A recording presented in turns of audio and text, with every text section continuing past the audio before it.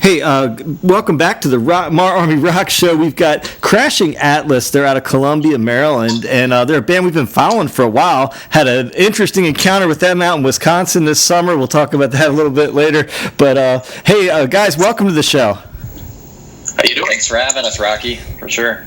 So, hey, I know one member can't be here with us tonight, but why don't you introduce to our listeners who we've got with us tonight from Crashing Atlas? Cool. I'm Dougie Shadtime, play guitar, Crashing Atlas. I'm Nick Giambruno, I play bass. I'm Paul Grossman, and I'm the drummer. So it's been a little bit since we had you on the show. For folks that might be new to your band, listening the first time, give us a little of the history of the band. Wow. Sure, yeah. Kind of started in 2016. We were actually playing in another band before, and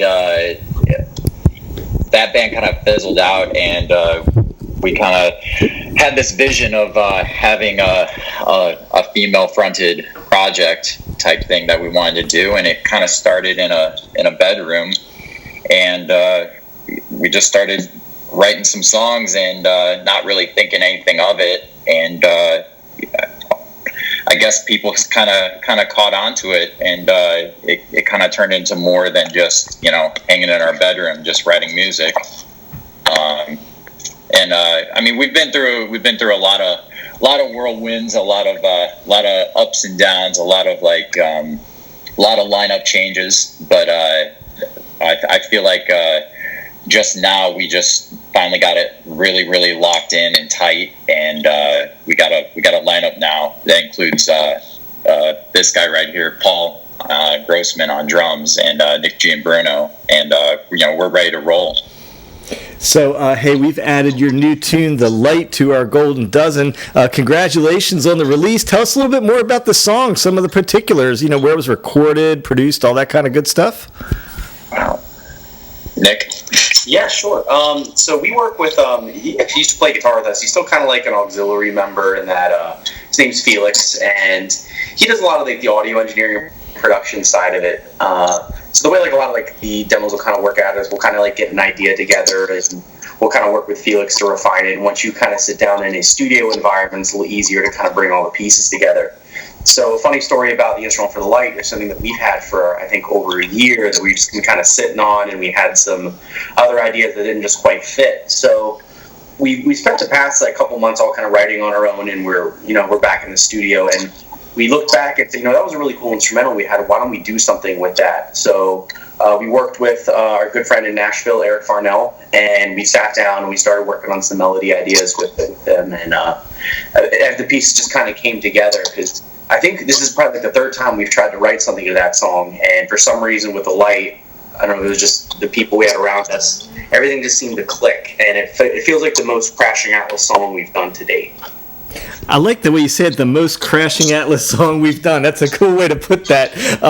So, I've noticed in the rock world, it's a genre that I love that I think is almost a new genre for me. I like to call it pop metal. And I don't know if that really fits you guys or not. Do people describe you as that?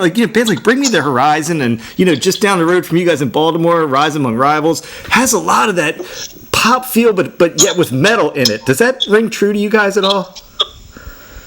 Definitely, absolutely. And that's not done by a mistake by us. We kind of set out to kind of have. We know what's going on today in music, and we're not turning our backs to it in any way. We kind of want those heavy instrumentals, but with those pop sensibilities in front of them. And I think that it's a really cool sound that kind of everyone can really enjoy. People who don't even like rock sometimes come up to us and are like, "Wow, I don't even like this type of music." But you guys turned us on to actually listen to rock, which is a pretty cool thing. It's pretty cool because we grew up in an era where we were kind of seeing the areas of metal and rock kind of converging a little bit more, and I know. Kind of really being in the music in the mid 2000s, you saw a lot of genre hopping. So artists like Linkin Park were combining rap and rock, and obviously bands like Rage Against the Machine before them. But I think right around the 2000s, you saw a lot more crossover between genres, and so it's kind of nice taking everyone's taste in it. Like Marina's very pop focused, and her favorite artists are like like Mariah Carey. But at the same time, we all like bands like I'm trying to think like Breaking Benjamin and like Avenged Sevenfold, and even bands like Blink 182, Sum 41. So that there's a lot. It seems like almost every genre is starting to tiptoe into the pop industry or the pop genre a little bit, and it kind of feels like this natural evolution because you get the heaviness and some of the aggression of the rock and metal scene, but it's something that you can put on at a party and people can dance to. So. It was probably never more evident than you guys did a really, really cool cover of the tune East Side, and I guess it's like, talk a little bit about the decision to do that tune, and was it the popularity, did you expect that? No, not at all. It's crazy about that one. Nick and I will tell you firsthand, Marina and Felix actually brought that idea to us. And when I first heard the song, I was like, I don't know how we're going to make this us. I have no idea how. And I think Felix was the one who kind of started playing that clean guitar riff. And we were like, okay, I think this could be actually something that people are going to want to listen to. And that song, I remember we were at a show and somebody came up to us and were like, oh, you guys are the ones who wrote that song? And we're like, no, definitely not. Halsey did that song, and they're like, I thought you guys did it. And that's like the biggest compliment that you could get from a cover, when you actually do it, not only do it justice, but you kind of, I don't know. I'll pull my ego on it. I think that we did it a lot better than the original. Oh, I definitely think that.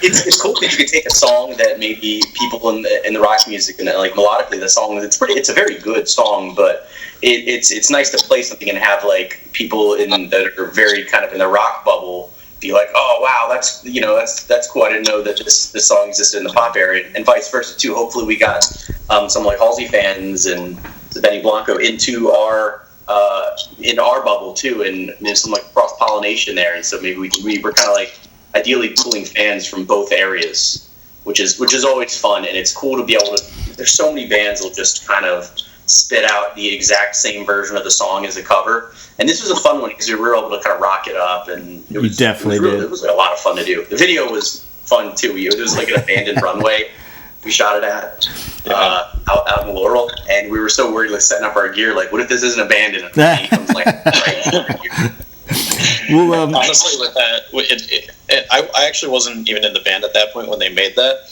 but one of the things that I really respected about that, and Nick kind of touched upon it, is it really does bring in like a more diverse audience than you would expect. You have the pop, you have that like hint of metal, the rock, everything in there, and that's something that I really respect about those guys. Back when I heard the song and wasn't a member, but it's they honestly did a really great job putting that one together. Now you guys mentioned music videos. I just happened in prepping today check in on Monster, man. Over 250,000 hits on YouTube these days for that one. So tell us a little bit about the making of that video. Wow, what's crazy is that video was done in one room at my buddy's house was in Germantown? Yeah, it was in Germantown. Yeah, Germantown, Maryland, and we put that together in one day. It was just kind of an idea that Marina and I had like bouncing around, that we kind of wanted to put on a cocktail party, and the song Monster to us, it's about overcoming your addictions, and for us at the time it was a lot of alcohol, so we just decided to put it all on display for people. Something fun too is the video. When we got there originally, we were doing like cocktail thing. We were going to shoot part of it outside, and I think we got lucky because it rained the day before, so it was kind of muddy outside. And so we took the whole thing like inside, and we set up lights, and I think it turned out better because of it. It just and we got to dress up, which was a lot of fun.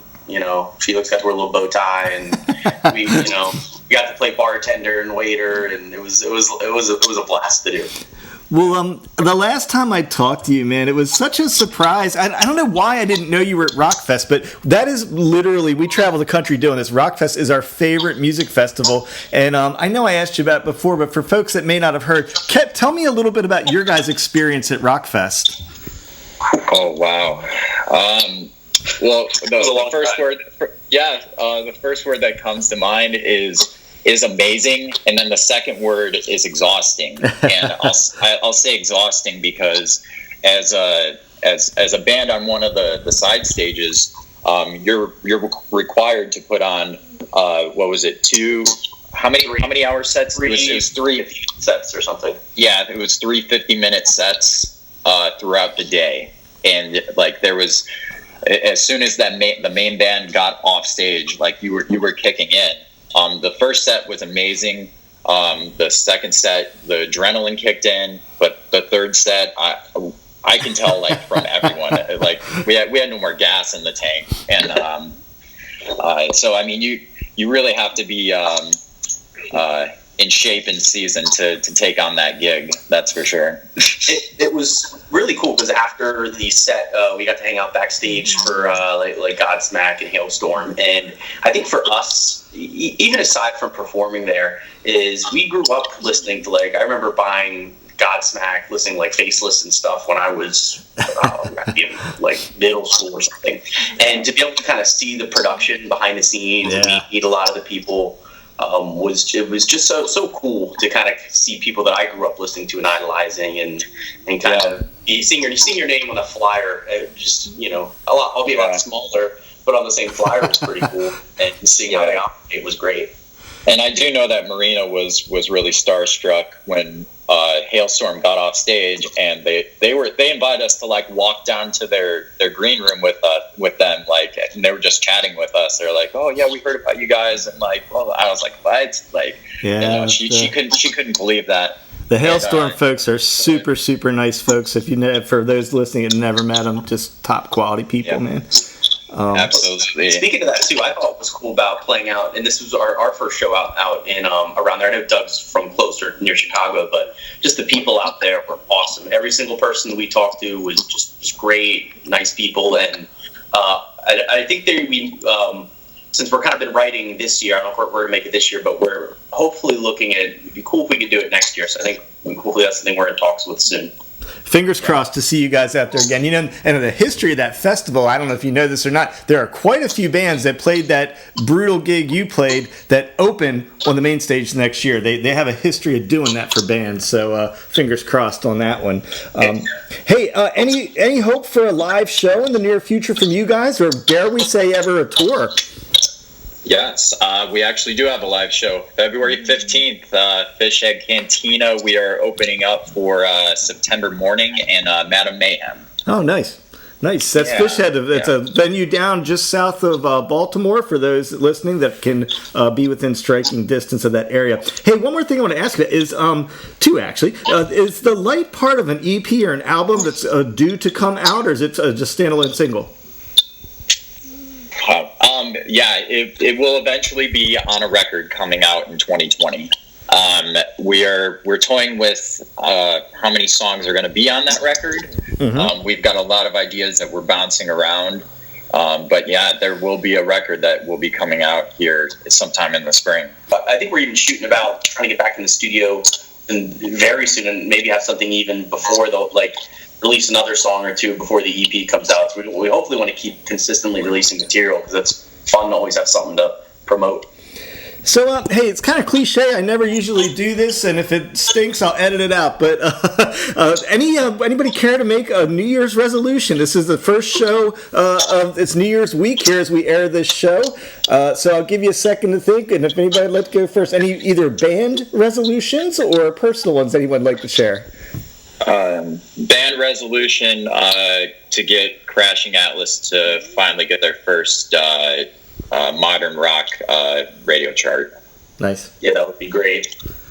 Anybody else? Any personal ones from who wants to go first? There's a really difficult drumstick trick that I've known how to do for many years, but I've never gotten good at it. I want to get pretty good at that one. I drop my picks about 75% of the time that I try it. You'll hear it on stage in February when our show is. Awesome. Anybody else? Is that it? We good? We got our resolutions in? Man, I'm trying to eat less bad food like everyone, but I know me and I'm going to crumble probably mid-January is about when it usually happens. I think January last year, Doug and I were living together, and I was juicing all the time, and the juice slowly turns into like nachos and tacos. Well, It's hard being healthy. yeah, oh, absolutely, man. I'll tell you what, to survive the holiday seasons without gaining weight, and you guys are substantially younger than me, I got bad news for you, man. Once you hit over 50, it gets a lot harder. But, hey, Crashing Atlas, man, they're from Columbia, Maryland, hometown of one of my favorite venues, Meriwether Post, man. We'll be back down there for M3. And, hey, I appreciate you guys being with us, so Happy New Year to you all. Where do you want folks to go to find your music? Wow, it's everywhere. Spotify, YouTube. Definitely follow us on Spotify. Follow us on all the socials Instagram, and stuff. Facebook. But Show, that's the best place to come find There you go. absolutely, February 15th.